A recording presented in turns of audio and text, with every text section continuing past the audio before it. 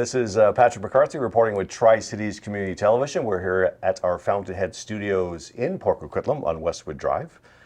Today we are on the unceded territories of the Coquitlam First Nations, and we wish to invite and welcome Dr. Amy Lubick to the studios. Welcome. Thank you. So as part of our We Have Issues, we allow our folks to, or our councillors to come in and sort of give us an update. So it's your first term on council. It's been almost October's the next election. So just give us a sense of how's it gone for the last 4 years, and what do people not know about what's happened? You know, it's been a real adventure, and I think we've learned a lot in Port Moody, well, all over. You know, I don't think anybody in 2018 was thinking we were going to have to be dealing with a pandemic. The climate crisis has worsened, and the affordability crisis has worsened. So what can you do about all of that at a municipal level in 4 years? It's been a really interesting journey to kind of work with 6 other people and an amazing cadre of staff to try to come up with solutions and try to work with the community at a time when you can't actually see them face to face, when most of the time you can't see staff face to face. But I think it's been a great learning experience. Yes, I know that a lot of the cities in the Tri-Cities, you know, going to a digital sort of format would be, new or odd for them in some ways. But as a new councillor, you're probably more in tune with digital format and communication. So do you find that was helpful for you in those early days? I'm not very technologically No, well, I'll take savvy. it back then. You're completely a neophyte like I am. No. I just imagine that you would sort of like, being a doctor, you're communicating more with people remotely than face to face. Well, I work at Fraser Health as a policy analyst, so we have been doing a lot of things online and remotely as well. Everyone's using different platforms, so it's not always that easy, and almost always someone is on mute when they don't think they are. Yeah. But I think that also has added a little bit of levity, to the situation. Everyone's learning together and making mistakes together, so it helps a little bit. And I think one of the cool things about going online is that in some ways it's harder to see people and to really interact. On the other hand, some people who would not usually be able to come to council meetings and to be part of it can call in from their home. So if you're, a single mom or a single parent who has kids, and it becomes really hard to actually come to, let's say, community input, public input, people who are living with disabilities or people who are immunocompromised that don't want to come or don't feel comfortable.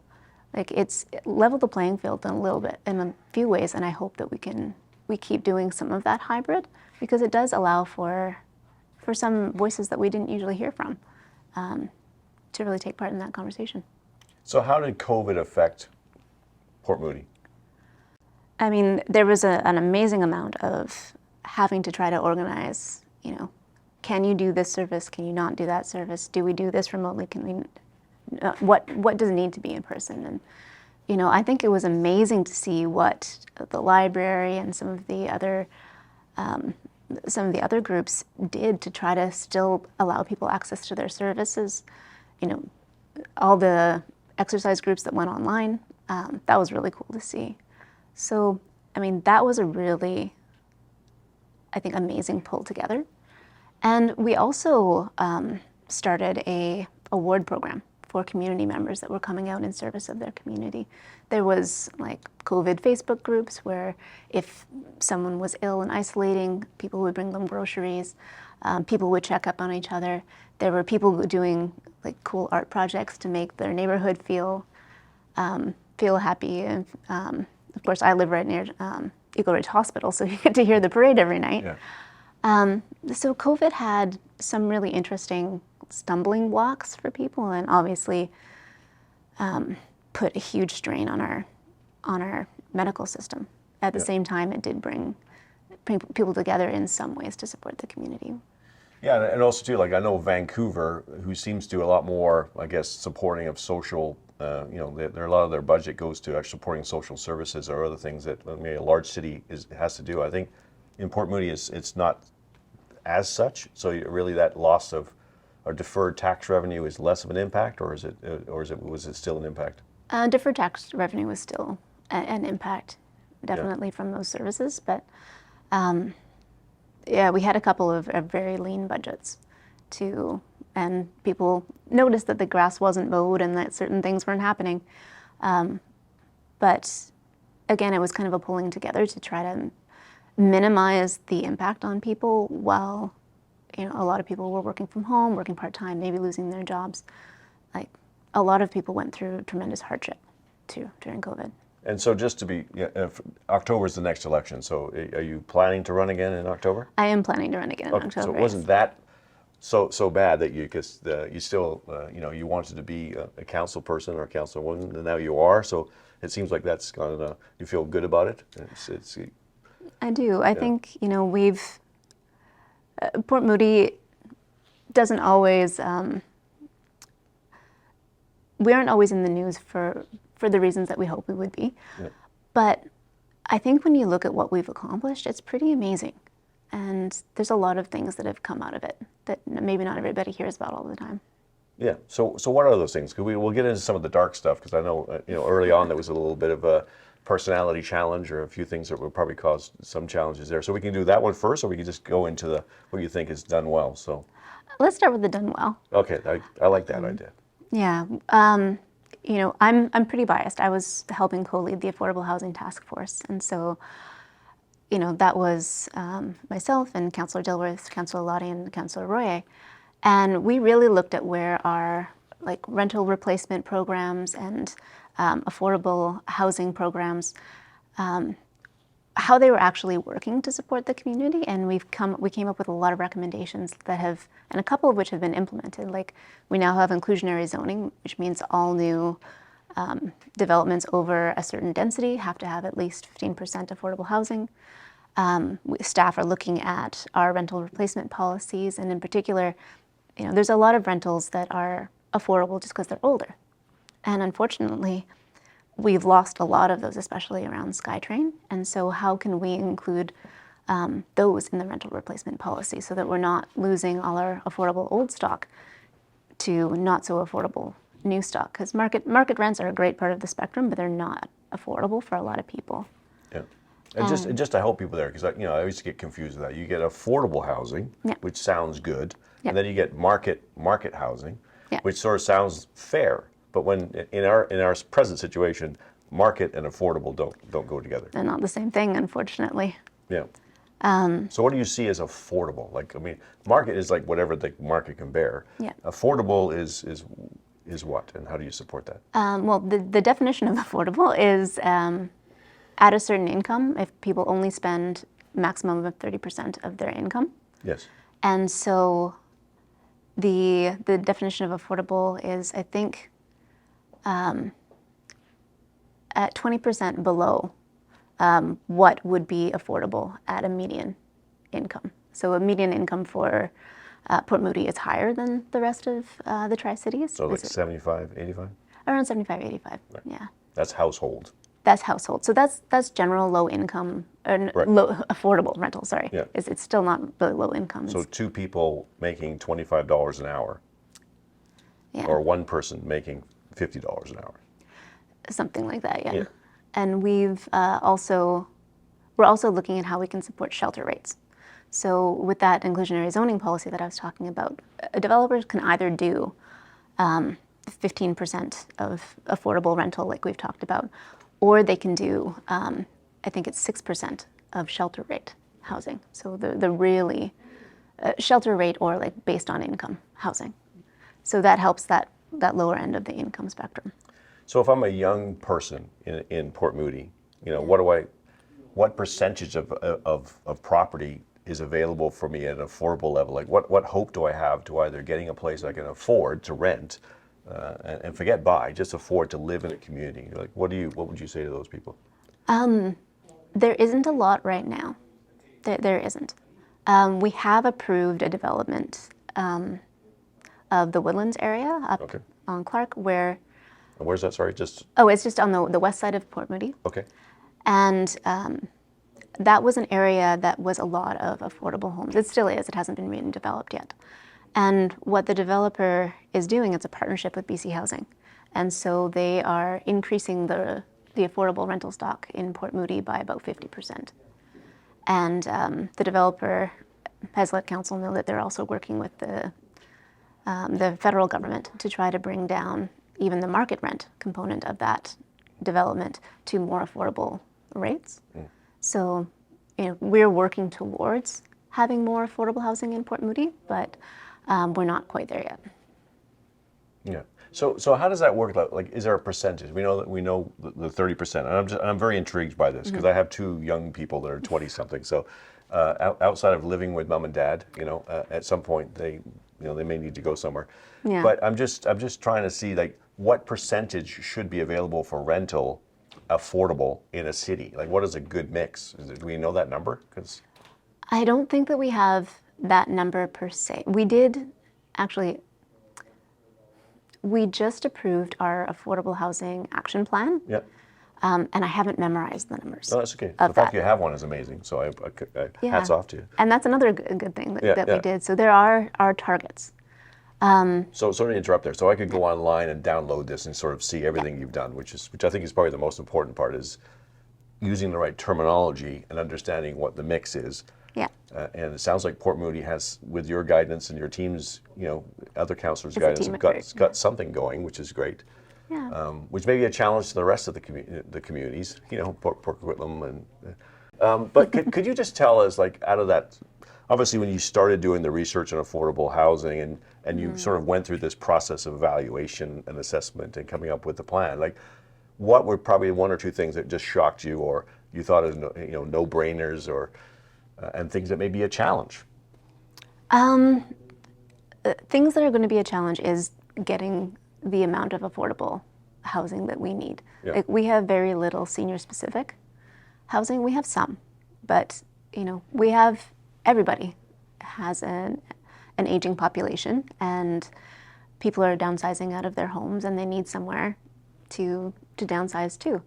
And one of the things that I think that we forget about when we talk about people having to move farther and farther out is that, like, if you've lived in a community for even just a couple of years, your support networks are there. Maybe your family's there if you grew up there. And let's say your family doctor. We don't have to get into family doctor stuff today, but it's harder and harder for people. It's really hard for people to move out of their place that they're used to being, because there's so much of who we are and where we belong tied up into our homes and our communities. And so, it's really important that we look at ways to bring that seniors housing into our community. And also seniors are a huge part of our volunteer community too, so they make the community go. So we want to make sure that both for the community well-being and also kind of selfishly, because they're such a huge part of the community, we want to make sure that seniors are able to stay here. Yeah, and I think to me, what I see is just a hypothesis. It's just like with housing going up, we're probably going to see a large migration of people from Vancouver coming to a place like Port Moody, because it's so close with the West Coast Express and the SkyTrain, and it is kind of a bedroom community based on geographic formation. You almost feel like you're in a little bowl or something, or beachfront. We very much are in a bowl. So, but at the same time, when those people come in, that is kind of moving people. In this case, it's a lot of people moving out. But I think that kind of changeover of either Vancouver challenges coming in, because that's a different expectation on the city, and then you've got people who built the community for many generations potentially have left. So how do you? It sounds like you feel like that's kind of an unhealthy combination of factors, or? I don't think it has to be. Okay. I think it really depends on how we kind of steward the growth. Like, as you mentioned, we are currently a bit of a bedroom community, but we are looking at, where can we do more economic development in Port Moody, so that people don't have to go as far downtown for their jobs, or even if people don't live and work in Port Moody, to have more people come into Port Moody, can take pressure off of the roads, can increase our tax base and our small businesses, during the day for their daytime economy. So we are looking at how to promote economic development within Port Moody, and we have an economic development officer, which is awesome. We're in the process of developing an economic development plan. And, I think as we move forward, we're also looking at making sure that growth pays for growth. And, we bring in new people, and we're getting to be a bigger community. And you have people worried about the services that we can provide. And so we're doing a study to find out, what do we actually have to do to make sure that as we get new people, that there is enough park space and that there are enough services for them, and how could we expand the library, things like that. So we are looking at developing those plans too, to make sure that when we do grow, it doesn't have to be unhealthy. And I think one of the really cool things, sorry, I get excited about this. Go ahead. I love the whole idea of affordability. So yeah, one of the other things that we're trying to do, or we're in the process of doing, is developing mental health and well-being, social well-being guidelines for new developments. And so, as we do get taller buildings and more townhouses and more compact communities, and compact communities are better for the environment, we want to make sure that there are connection places for people, so they don't feel isolated in towers, or they still have opportunities to meet their neighbors. And not every development does that. But places like, I always go to Esquimalt because I think they're doing a great job, are developing guidelines as well. So what does a development have to look like so that people can go, meet their neighbors and spend time in green spaces? And so there's a lot of things to look at, I guess, when it comes to building a balanced and healthy community. But we can do that. We just have to be, it's not really it's going to be complicated, but there are lots of things that we can do. yeah, I was about to say, I think you touched on that slightly in Port Moody. To give Port Moody credit, they do a few things. It's almost like there's a negotiation with the developer. You talked about bringing in affordable housing or applying something to the arts within Port Moody, where it seems to me that sometimes that's not a standard that's applied to other councils who may not be as, creative. Maybe are you seeing? And you mentioned that. So, what is the position in Port Moody when it comes to developers and sort of that negotiated process? You talked a little bit about it, but is there any other thing that kind of stands out for you there? We don't always do the best job of negotiating with developers, but I think that we are trying to push harder on making sure that in new developments, especially bigger developments, we get all the things that the community needs, like I said, green space and affordable housing and economic development. But we're a very small city, so when every development that we approve matters and makes a pretty big impact. So I think that being really mindful of what we're trying to accomplish, and I think one of the things that we're trying to do now, unfortunately it takes a little while, is to lay down those guidelines. So how much affordable housing do you need? That's the standard for everybody. How much economic development space do you need? That's what we're going to expect if you're in a certain area, at least. How much park space and green space, or those type of things do you need? And if it's standard for everybody, then it makes it a lot easier. And I think that's what we're in the process of trying to accomplish. It sounds like the perfect algorithm for Sim City, really, but in reality, right? We just anyway. So the other thing is, is I know on council in Port Moody, it has a very strong environmental kind of DNA, I would say, compared to the other two or three other cities. So obviously you're one of those people we call environmental DNA. Yes. Thank you. So how has that impacted that kind of stronger voice on council? How has that impacted some of the things you've done around the environmental, just the environment in general, last few years? That's been great, honestly. I think, when we, most of the environmental things that we've done has been unanimous. We passed a climate emergency declaration, and with that we had tangible targets as well, not just say it's an emergency, because obviously it is, but what are you going to do about it? So we're in the process of evaluating our tree canopy and our tree protection bylaws. And again, that was unanimous, and that's really important for a lot of reasons. One of which, like I always harp on, because health. But when it comes to things like the heat waves that we've been seeing this summer, having a good, strong tree canopy can bring down the temperatures in neighborhoods by between 2 and 10 degrees. And so when you have like these really dangerous temperatures, having those tree canopies is amazingly important.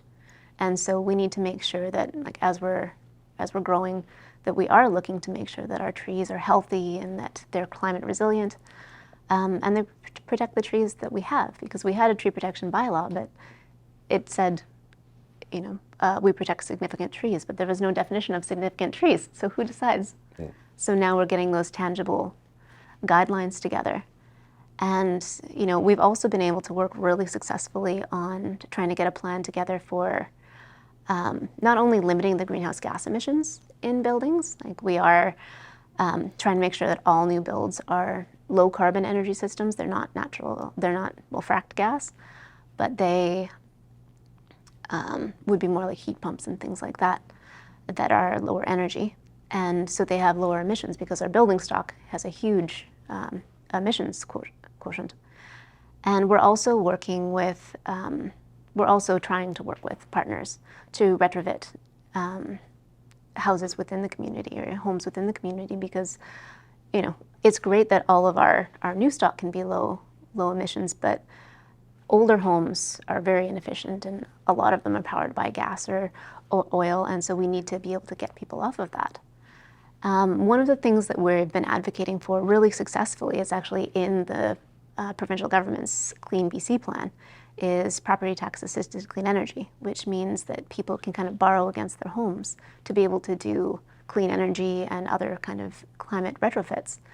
And and sort of recover that through the savings kind of idea. Recover that through the savings, yeah. But right now, a lot of people, if you want to put a solar panel or a heat pump or anything like that, it can be really expensive. And a lot of people on a fixed income couldn't do that unless they had help. And so we want to make sure that everybody has the same access to those kind of programs. And I think that's really important. Yeah. So what is the city doing though to add to that? I know if you buy your HVAC and other things from other, like, a local supplier, there's all rebates tied into that. But you're saying that there's another, we need to go a little further. We need to kind of close the gap to, it's a no-brainer decision.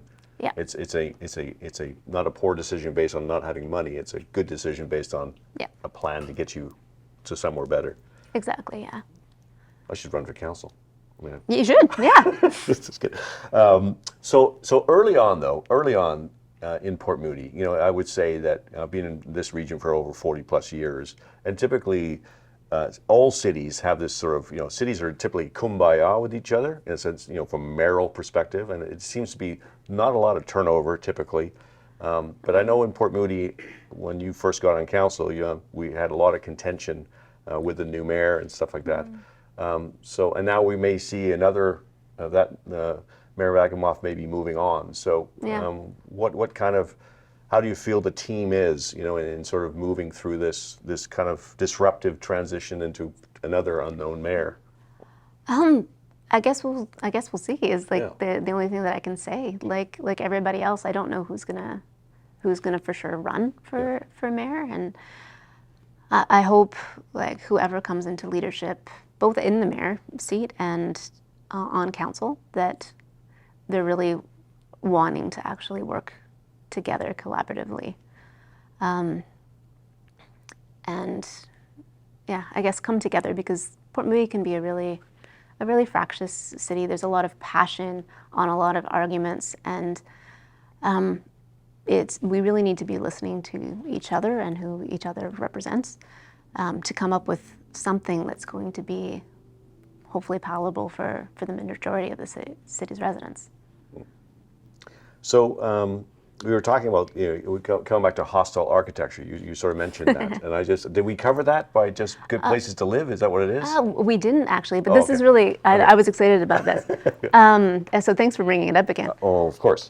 So one of the things that we actually looked at in the affordable housing plan was, when it comes to people who don't have homes, people who are experiencing homelessness, A lot of cities put in place what they call hostile architecture. So like spikes on cement, or like those really uncomfortable bars on benches so that people have nowhere to sleep or have nowhere to lie down underneath somewhere that might have a... Turn the power off on the outside. Turn the power off on the outside. Things that make it really difficult for someone who's already having a really hard time to just find somewhere comfortable to sit down or to sleep.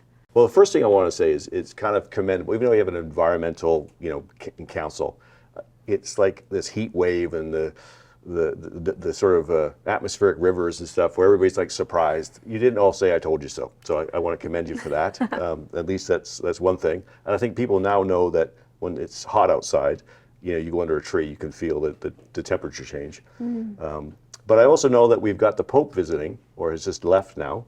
And truth and reconciliation, or even relationships with First Nations. I know, how is Port Moody and what's happening there? I'm really proud of the work that we've done, to be honest. We just recently did a blanket exercise with council, and that's kind of mimicking a couple hours worth of what's happened to First Nations communities across Canada, which is horrifying. Like, it's so powerful and horrifying to go through, to really see on a timeline, like, how calculated decisions were made to, basically commit genocide. And what we're trying to do right now is work with the nations whose land that we're on to develop some government-to-government relationships so that we can work together on economic prosperity, so that we can work together potentially on things like housing, put a reconciliation lens on the OCP. That was a report that I wrote with Councillor Royer to make sure that we are actually looking at the calls to action in the Truth and Reconciliation Commission and actually do something meaningful about them. So we can do a land acknowledgement, and we are. We have an interim land acknowledgement that's been adopted. But there needs to be something further behind that. It needs to be real action to say that we're going to do something different. And so those are some of the actions that we are trying to take. And we are working with Tasha Faye Evans, who's an amazing advocate within the city. And I think next year we'll have a raising of 5 different house posts that represent the nations whose territory we're on and the stories behind like the erasure of that culture. So there's a lot more that we need to do. We're also working on renaming Dooney Trunk. And I mean, that I didn't know until the students came forward and explained who Edgar Dooney was, that he was heavily involved in residential schools and starving nations so that they comply with treaties. And so having that name running across the Lower Mainland, it's pretty traumatizing. So it's been very cool to work with Chief Ed to talk about how can we change these things. And I think that's the start of a good government-to-government relationship. Yeah, no, it's amazing. I mean, I know that when you see some of the new names, your first brain is what? How do you say that? But then I think, we got Tawasin, we've got Coquitlam. Like, these are words that become, in a sense, into our culture. So it's not like the new name for Dooney it'll be what, and then eventually it'll be whatever it is. It's true. And I think I'm still learning how to say the place names, the newer place names, but it just takes practice. They're like you said, they're not that hard. They're just surprising. Well, I want to thank you for coming in. I know we only had 30 minutes. I think we should do more, in the sense of there's lots to talk about. I must say that having you on council was always I was always intrigued. I know you have the passion, and I think you've jumped on council, and it's great to see that kind of some of the things you want to do come out and you can lead. So I want to thank you that. I don't live in Port Moody, but it's great to see. Thank you so much. So thank you very much for coming. That's Dr. Amy Lubick. She is a councillor for the city of Port Moody. She's running again in the October elections. So if you live in Port Moody, check out the video or check out her website. And thank you very much for watching. Thank you very much. Thank you so much for having me. Yeah, that's good.